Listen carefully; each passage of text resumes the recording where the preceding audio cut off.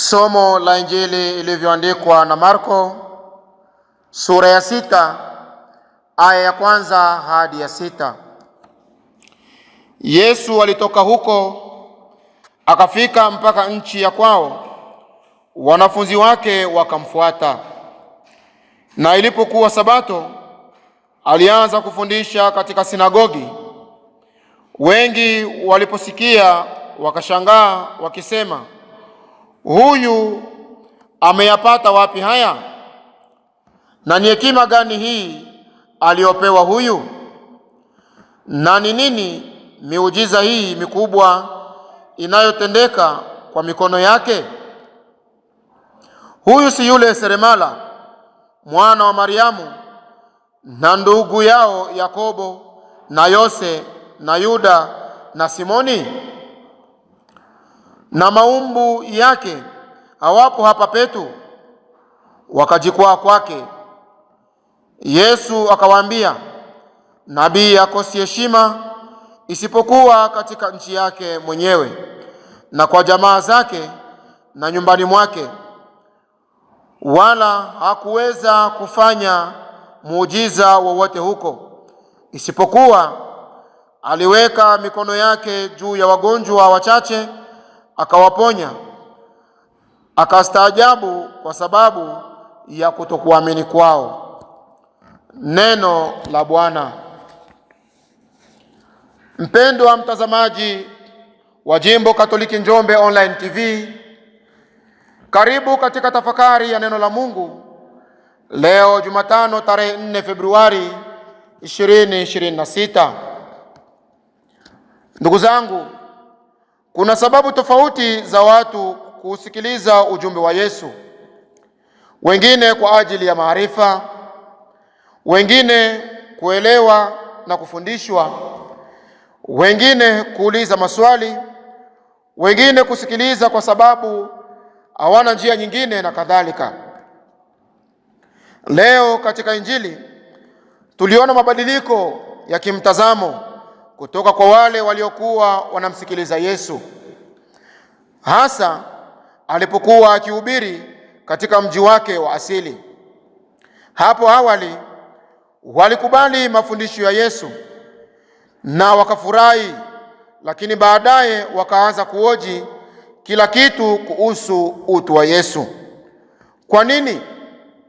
Mtazamo wao ulibadilika walipoacha kusikiliza kwa masikio ya kiroho na kuanza kusikiliza kwa mawazo yao waliowahi kutumia kabla.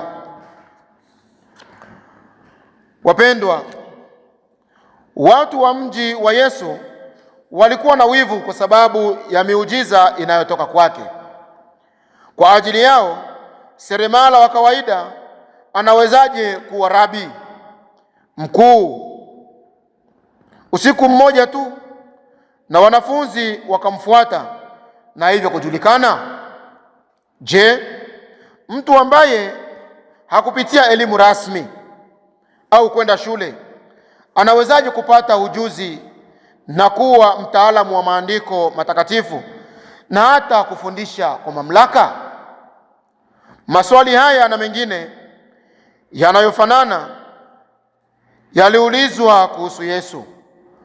Maswali hayo yalizua mashaka makubwa ndani yao na kuzidisha kutokuamini kwao. Kwa hiyo Yesu hangeweza kufanya miujiza katika mji wake wa asili kwa sababu ya ukosefu wao wa imani. Mpendwa, wengi wetu tulikuwa na uzoefu wa ukaribu na Yesu, na hata wengine tulipata matukio ya ajabu zaidi. Hata hivyo, habari njema ni kwamba wakati unapofika wa Mungu kukubariki na kuinua, yeye hashauriki wala hawezi kushauriana na mtu yeyote kabla hajafanya hivyo. Mungu alifanya hivyo katika maisha ya Yesu na anaendelea kufanya hivyo katika maisha ya wale wote wanaomwamini na kuishi maisha mazuri yanayokubalika kwake, wawe wa Kristo au la. Pili, tujifunze kutoka kwa Yesu jinsi ya kushughulikia kukataliwa kwetu katika jamii, kwani ni jambo la kawaida hata katika wakati wetu. Yesu alikataliwa na watu wake, lakini hakukata tamaa kamwe. Wewe nami pia tunaweza kukataliwa, tusikate tamaa. Je, unashughulikiaje kukataliwa kwako? Unapokeaje kukataliwa kwako? Ni kawaida kutaka watu watuamini na kutuhalalisha, lakini kama ilivyokuwa kwa Yesu, tunapokataliwa tunapaswa kuondoka kama Yesu alivyofanya. Hii haimaanishi kwamba tumewachukia wale waliotukataa. Pengine Mungu hajamaliza kuitayarisha mioyo yao kwa ujumbe unaowapatia. Mstari huu wa mwisho ni muhimu sana kwa viongozi wa kiroho, wale watu ambao umezungumza nao na walionekana kutoguswa, wanajisikia vibaya. Fanya tu yako na uende kwa watu wengine ambao bado wana uhitaji wa neno la Mungu. Kumbuka kwamba watu wanapotukataa pengine hawajajiandaa kuupokea huo ujumbe, lakini pia pengine Mungu anaendelea kuiandaa mioyo yao. Tukutambua kwamba hiyo ni kazi ya Roho Mtakatifu, na pengine Roho Mtakatifu hajafanya hiyo kazi katika mioyo yao. Waweza hata kusemwa vibaya na hata kukashifiwa baada ya kuwahubiria, lakini tuwe na ujasiri.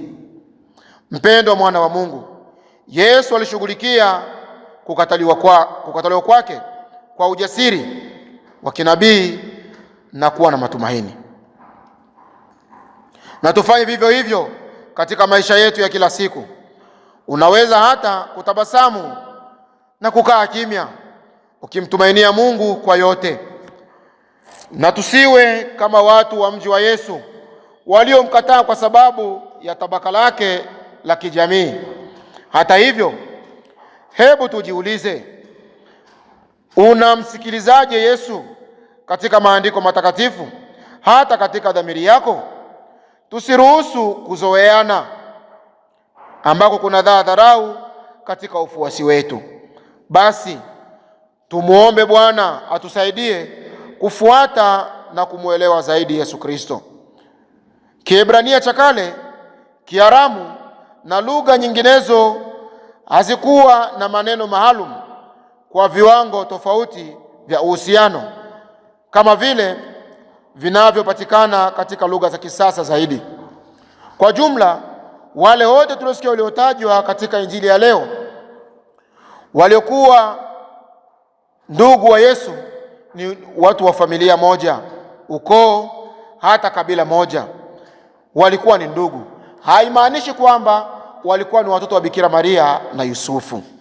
Yesu alikuwa na jamaa wa aina tofauti katika makundi mawili, wamoja kutokea ujombani, yaani upande wa mama yake Bikira Maria, wengine upande wa Mtakatifu Yusufu. Tunaposoma Injili ya Mathayo sura ya 13 aya 55 hadi 56, tunasikia Yakobo, Yusufu, Simoni na Yuda, na mahali pengine kuna dada zake. Unaporejea Injili ya Mathayo sura ya 13 aya 56. Lakini katika Mathayo sura ya 27 aya 56 tunaambiwa kwamba Yakobo na Yusufu walikuwa wana wa Mariamu tofauti na Bikira Maria. Yesu mwana wa seremala. Kanisa daima limedumisha kwa uhakika kwamba Yesu hakuwa na kaka na dada wa damu. Katika maana kamili ya neno hili, ni fundisho kwamba Mariamu alikuwa bikira mwanzo hadi mwisho. Mungu akubariki sana na kutakieni Jumatano njema. Tumsifu Yesu Kristo.